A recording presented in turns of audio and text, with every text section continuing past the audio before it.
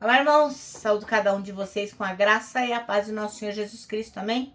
Meu nome é Miriam Anitta, estamos aqui para estudarmos um texto do irmão Ney Ladeia. O texto se chama Meu Deus Proverá. Este texto foi escrito para o Manancial, que é um livro publicado pela União Feminina Missionária Batista do Brasil, que oferece mensagens escritas através da palavra de Deus, que é a Bíblia, com o objetivo de quê? Inspirar, confortar, fortalecer e edificar espiritualmente a minha e a sua vida. Bom, vocês sabem, eu não escrevi o texto, quem escreveu foi o pastor Ney. O que eu vou fazer? Vou ler com vocês e contar aquilo que eu entendi. Hoje eu quero dedicar essa mensagem a uma amiguinha nova que eu fiz recentemente, que é a Priscila. A Priscila está passando por maus momentos, tem sofrido, está angustiada. Então, Priscila e todos aqueles que estão na mesma situação, lembrem-se que Deus está diante de tudo e Ele vai prover o livramento no tempo dele. É só confiar, tá bom?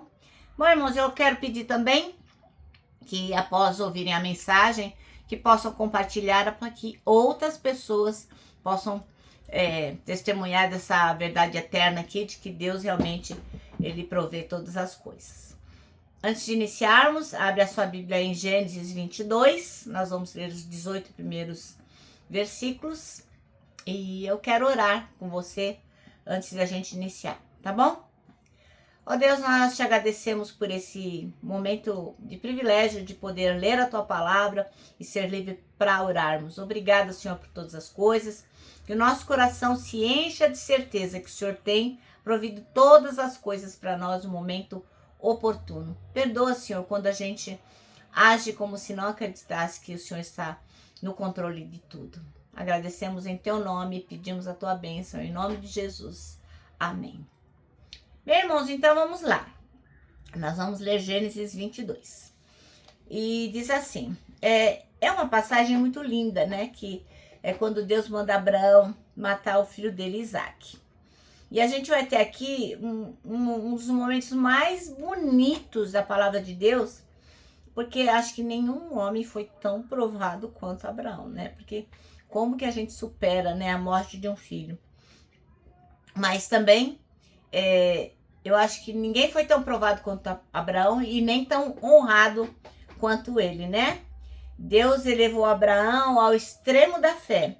Ele já tinha sido provado quando ele saiu lá da terra natal, ele era mó rico, tinha um monte de coisa, e ele largou tudo para ir para uma terra que ele nem conhecia, porque ele foi obediente.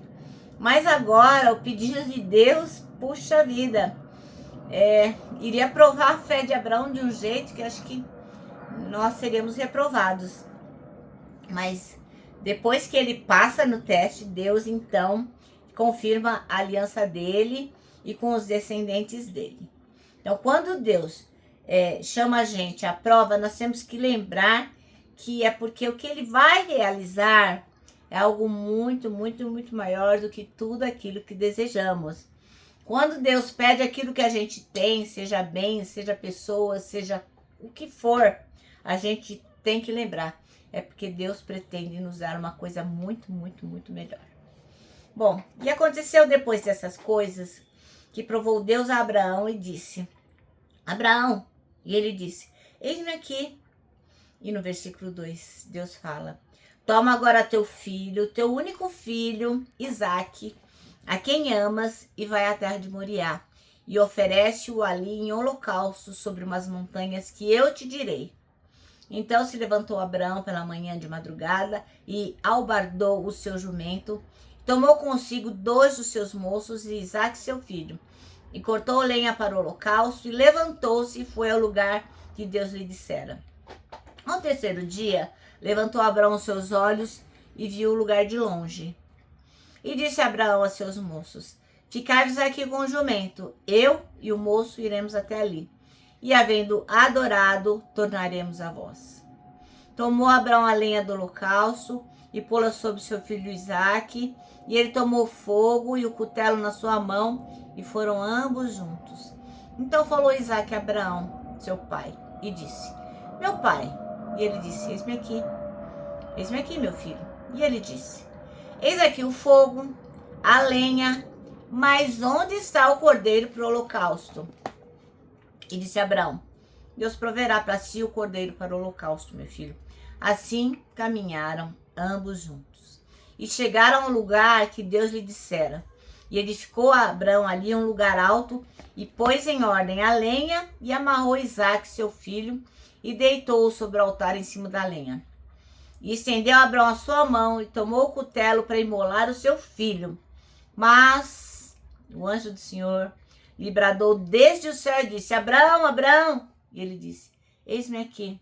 Então disse: Não estendas a tua mão sobre o moço, e não lhe faças nada, porquanto agora sei que temes a Deus, e não me negaste o teu filho, o teu único filho.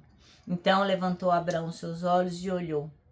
E eis um carneiro de trás dele, travado pelos chifres no mato. E foi Abraão e tomou o carneiro e ofereceu em holocausto em lugar de seu filho. E chamou Abraão o nome daquele lugar: O Senhor proverá. De onde se diz até hoje, até os dias de hoje, no monte do Senhor se proverá. Então o anjo do Senhor bradou a Abraão pela segunda vez desde os céus e disse: Por mim mesmo jurei, diz o Senhor, porquanto fizeste esta ação e não me negaste o teu filho, o teu único filho, que deveras te abençoarei e grandissimamente multiplicarei a tua descendência como as estrelas do céu e como a areia que está na praia do mar.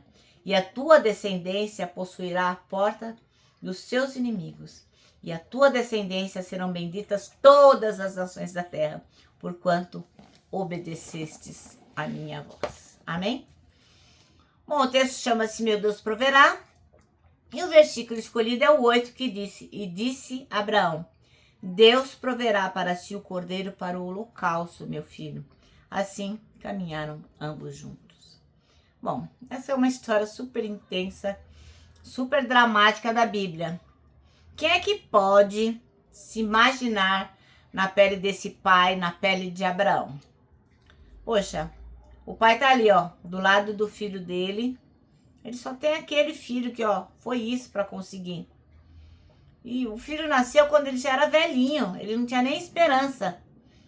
E aí, pronto, ele tá lá. E o que acontece? Ele vai ter que sacrificar o filho. E a dor ganha uma força mais intensa quando o próprio Isaac pergunta pro pai: Ué, pai, cadê o cordeiro? Onde que tá o carneirinho pro sacrifício? Imagina, né? O que Abraão sofreu no seu coração. Imagine a dor. Acho que é impossível descrever aquilo que ele estava sentindo. Bom, e o autor da carta de Hebreus, né?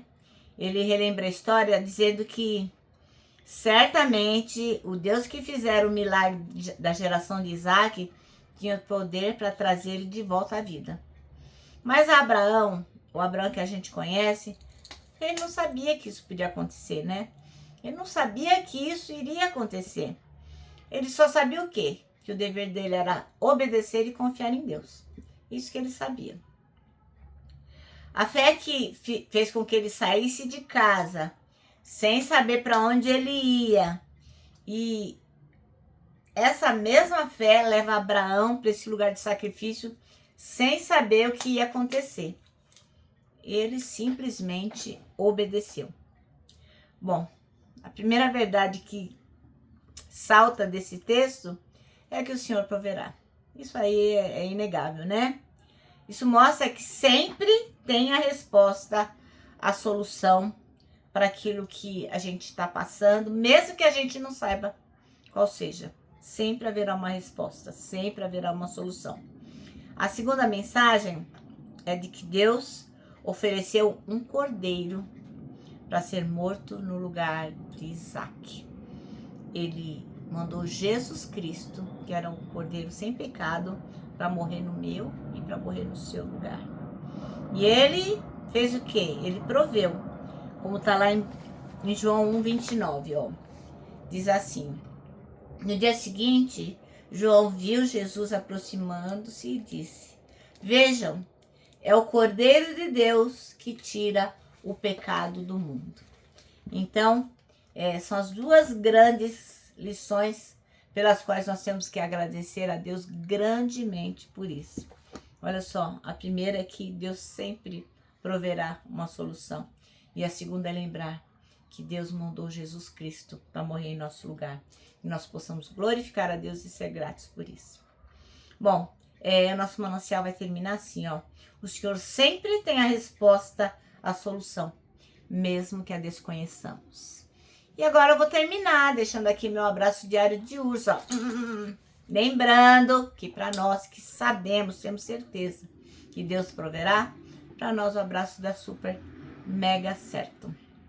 Quero que você se lembre também do nosso versículo do ano que diz o seguinte: quem é o homem que teme ao Senhor? Ele, o Senhor, o instruirá no caminho que deve seguir. Salmo 25, 12. E agora eu vou terminar, como termino todos os dias, com a frase de A.W. Tozer, que diz o seguinte: tudo está errado, até que Deus venha e conserte as coisas.